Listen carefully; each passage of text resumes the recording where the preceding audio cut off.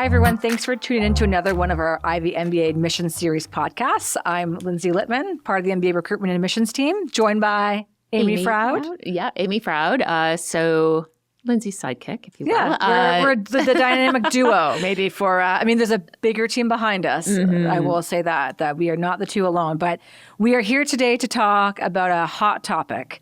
Not a positive topic, unfortunately, but it is one that happens, and it is about not being admitted into the program. Yeah. And we wanted just to take time to break down why someone is not admitted into the program. We understand it's sensitive, all the time and work and energy that goes into it.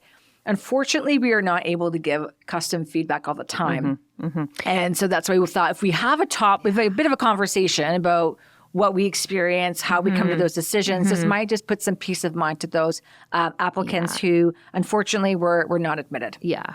And to echo what Lindsay said, we don't like talking about this, but it does happen. It's the reality. It does happen. Yeah. But also, the positive spin is that this is not the end of the road for you by any means. No. That there is potential. We'll talk about that further. But when we're looking at candidates, there's never just one reason, right, why there's a deny put forward. And so I think that's really important to touch on first. Okay. So and I know from follow up with candidates that have fallen into that category, they're thinking, was it the GMAT? Right. Was it my grades, my undergrad, this, that, pointing out certain pieces where, let's say in this instance, it's more of the academic performance. Okay. It's never going to be just one reason. Right. It's not just that as opposed to the other pieces.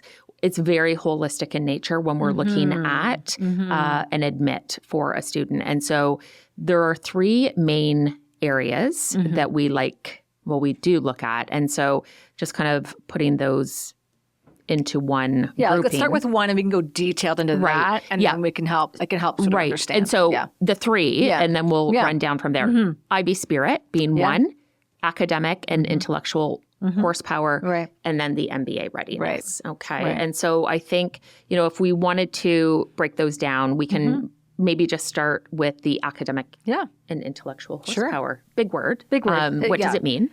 Yes. It's and so, we look at this, and this is, so to start too with this category, if you meet or exceed our minimum qualification for academic horsepower, so let's say in a GMAT language, that would be a minimum 555, you will you would be denied admission if you didn't meet that. So it's a clarity piece, right? If you apply, you don't engage with us, you don't read the website of minimum qualifications, whether it's work experience or say a GMAT score, then yes. If you scored a 450 in your GMAT, you will be denied based on that. Right.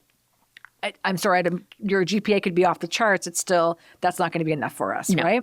But as a category for academic intellectual horsepower, why we care about this category, we're a one-year program, we move quickly, we want to make sure we feel you can handle the rigor of the program and capture the concepts quite well, regardless of your background. So if your academic horsepower isn't strong, that means your GPA maybe was lower and a standardized test was lower and your career didn't show progression demonstrating intelligence is basically what it is. Yeah. So it's kind of a trifecta when we look at academic horsepower. So to your point, if someone achieved over a minimum GMAT score of 555, you'll never be denied if you only had a 600 GMAT.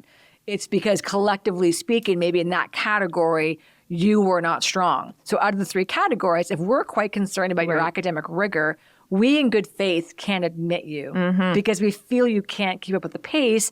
And in that situation, you might be better to take more time, rewrite the GMAT. You might be more inclined to look at a 2-year program where the pace is not quite as rigorous. Yeah. Yeah. And I think, you've captured that very well. And the next point, which makes up the trifecta, would be the MBA readiness aspect. And so that really does, it touches on a number of areas that are really important. And so part of that does kind of delve into the academic horsepower area because it is the ability to be agile and adaptable and also kind of work through complexity and just kind of engage and be ready to kind of just jump in, right? And take action. And so with the readiness piece, that is displayed through a number of factors. Right.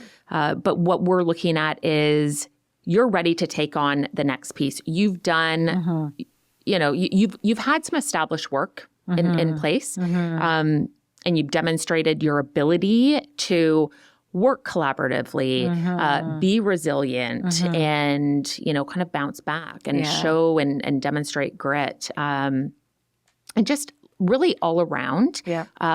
Be someone who's going to immerse themselves in the program itself. And so that is a piece that comes through in many different ways in the application. One area being the essay portion, but also through references. Right. That's a big piece. And we do rely heavily on those. And so that's also just another plug to choose your references wisely. Really. And really those that can speak to the depth to us. Really the depth of experience, but also the development piece, because that also that demonstrates the readiness as well. And self-awareness. And the self-awareness piece. That capacity to really reflect and grow. Sometimes with MBA readiness too, Amy, it's a maturity piece, right? So are you ready? When you say, are you ready to jump in? Are you ready for this? Do you know what you're getting into? Do you know that it's a rigorous 1-year program, rewarding, transformational, all those great adjectives we know about the experience, but you have to be ready for this. And that kind of ties into the third category of Ivey Spirit, which is a lot of the soft skills you touched on, but more on a human level is we're a small knit program, highly collaborative. You are going to be learning from a lot of diverse individuals in terms of not just background, but like personality styles. Their way of thinking is different than yours. So like you mentioned, can you be agile? But we like to say something a little bit more casual, which is, can you play well in the sandbox? Yeah. And we're not going to be cheesy and say you're going to be everyone's best friend in the program, but you have to be respectful of others. You have to show that we have a code of conduct on that. You have to be willing to learn from others. You have to be willing to say, I'm wrong, you're right. Let's go with your way of things. And we all know individuals who could not do that very well. And so that part of the Ivey Spirit piece is, okay, are you going to do well in the program? Seek help when you need it. Give help when it's needed. Right. Are you, as an alumni, going to give back your time? We have such a fantastic network because when we recruit people, part of it is figuring out, are you willing to say, hey, I was once in your shoes and unsure about this. Here's my advice for you. So the spirit piece could be like, we assess through references. We assess through even our engagement, though we're not, you're not getting scored on it. But if we get a sense from a call with an applicant that they're a black and white thinker, they're not agile, they are never wrong, they don't like to work well in teams, we're not going to necessarily advocate them for the program because we think we know right away these are traits that are not best in our type of program. And not our MBA experience is for everyone. So the Ivey Spirit piece can sound a bit like lofty, like what are you talking about here? But it really comes down to, are you the right fit for this program experience? And that can come through engagement, references, admissions interview, essays. And it could be one factor that's glaring, or it could be collectively where we think, yeah, you're good, but you're not the right fit for this experience. Yeah. Or for this experience right now. Exactly. Right. And so yeah, absolutely. I think they fall into, two different categories. Sometimes it's just a different fit altogether and what works for that individual. And then sometimes it's a development piece where they just need a little bit more time to get there. And so that's where, we talk so much about,